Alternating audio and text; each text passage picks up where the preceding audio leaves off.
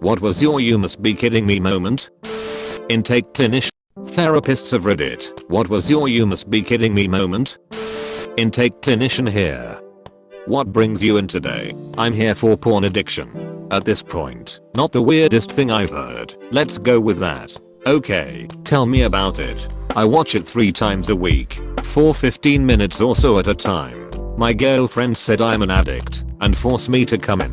I see lots of very extreme cases, but this was so minor that it made me stop for a moment. I sent them to couples counseling.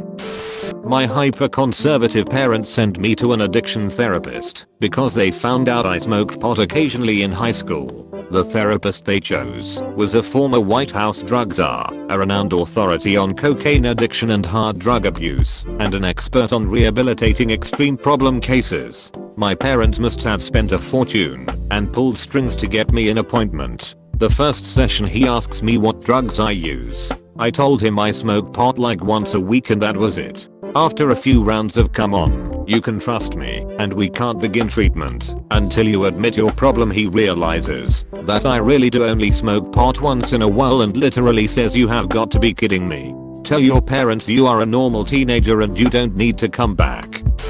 One client of mine bites and eats his fingernails. Gross, but not unheard of. Then I'll learn he stores his fingernails in a box in his room to save them for a snack later. A little grosser, but he's about 9, so I'm hoping he will grow out of it. What finally made me want to vomit was learning that when anyone in his family clips their nails, fingers, or toes, they give him the clippings to add to his box. So when he's eating nails from the box, they could belong to his mother, father, or siblings. Yes, I've addressed the parents about enabling this behavior, but it is still happening.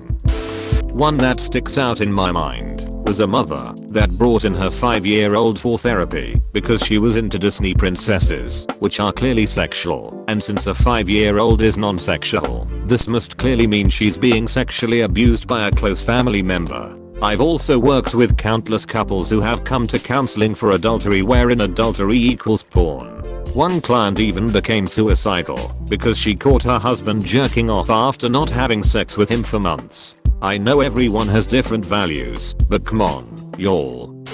A client was going to probate court and thought he'd dress up by putting a non-slip sock on his collar as a tie. Trying to be supportive, I told him, "Nice tie." To which he replied, "It's not a tie, it's a sock, stupid."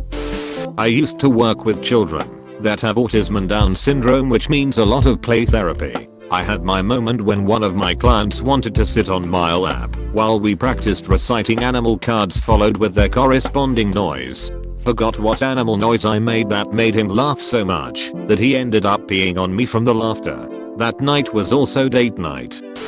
Just today I conducted a threat assessment on a 1st grader who told his teacher he wanted to stab himself with a knife and die. Upon further questioning, he revealed that he and dad watched The Walking Dead together, and last time on the show he saw 2 people stab themselves to death because they didn't want to get eaten by the zombies. Why are you even watching that show with a 6-year-old?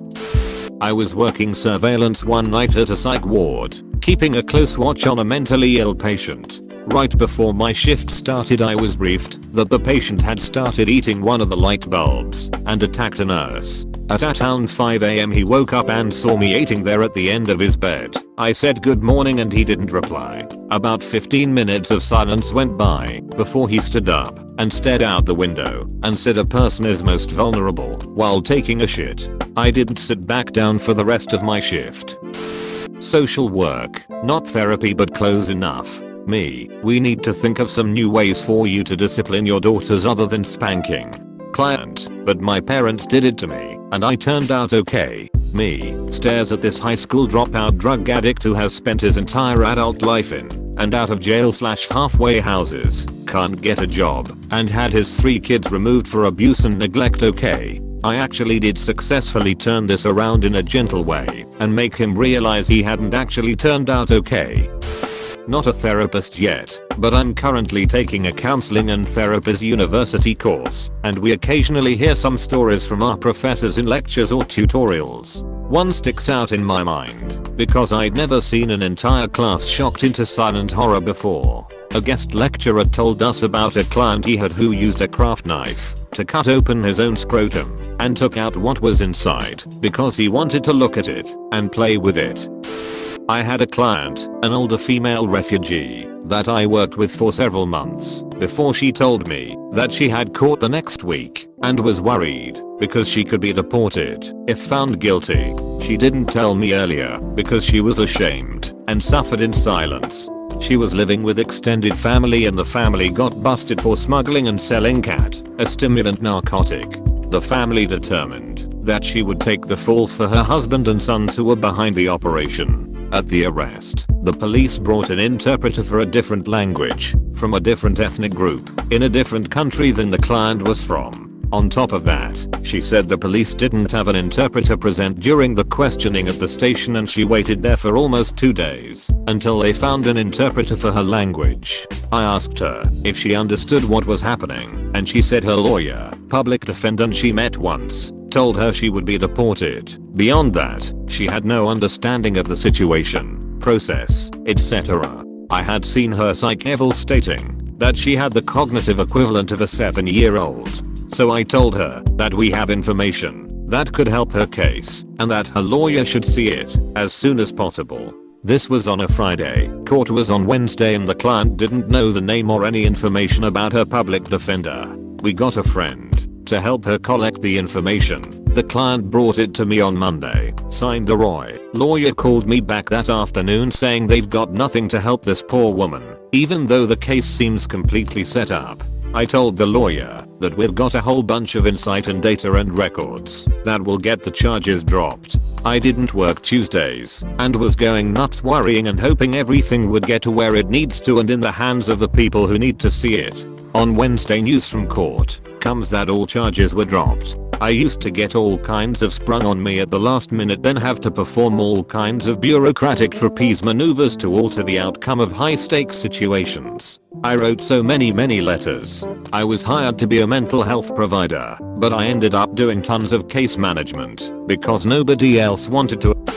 Have a master's in clinical psychology and currently working towards my doctorate. I laughed reading this question because I feel like I have at least one of those moments per day at my clinic rotations, regardless of type of setting. One that stood out the most was when I was working a camp for children with various psychological disorders, most with some sort of behavioral concerns. The girl I was paired with had a history of aggressive and violent tendencies. We went the whole day without any problems. That was until we were doing some group physical activity to wind down and focus before leaving for the day. She didn't like that this meant no longer playing with a certain toy, so she took off her shoe and threw it the little boy in front of her. He had autism and immediately started crying and screaming. While someone helped him, I turned to the girl to explain to her what she did was wrong. As I turned towards her, she punched me square in the face, then grabbed a hold of my hair, managed to pull out a good chunk.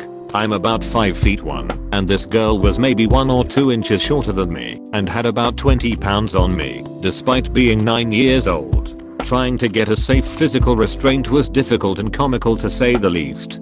Finally got some help from other staff and we were able to calm her down after about 15 minutes. The kicker was when we told her mom what happened, she basically dismissed the entire thing and laughed about it. So frustrating because you just know this kind of thing is reinforced at home as there is no punishment. The girl then starts hitting her mom, who grabs and holds down her arms. The little girl laughs, looks at me and the other staff member and says, "Ugh, a little help over here.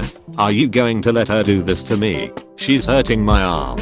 I went home and did this weird laugh/cry for a few hours. Luckily you learn pretty quickly not to take things personally and move on. So things were back to normal the next day. I do occasionally look back at that day just baffled at how quickly that whole situation escalated. Most of the other moments that come to mind involve poop in some capacity. I work in a community residence for adults with mental illness. Most of them are very capable and independent. One girl, 27 years old, constantly acts really dumb for sympathy and will do dumb things because she can, I guess. First week she was admitted she tripped on something getting out of bed. She's 5'1" and like 200 pounds and she fell on her foot and broke some of the small bones in the foot. I take her to get her cast, and she gets the usual don't get the cast wet, use your crutches, elevate, blah blah. Since her bedroom was on the second floor, we had to send her back to her mother's house for a few weeks, since she would not be able to exit the building in time in case of emergency. Well, 5 days later, the shoe/boot thingy to put over your cast comes in, and we call her up saying we'll bring it over. Her response, well, I don't think it'll fit. Why not? We ask. Because I cut my cast off, I got it wet, and it was too tight. They didn't give her a second cast and she used her crutches, claiming they were unstable and she would fall and get hurt if she used them. Her foot never healed properly, and 2 months later she fell and broke it again.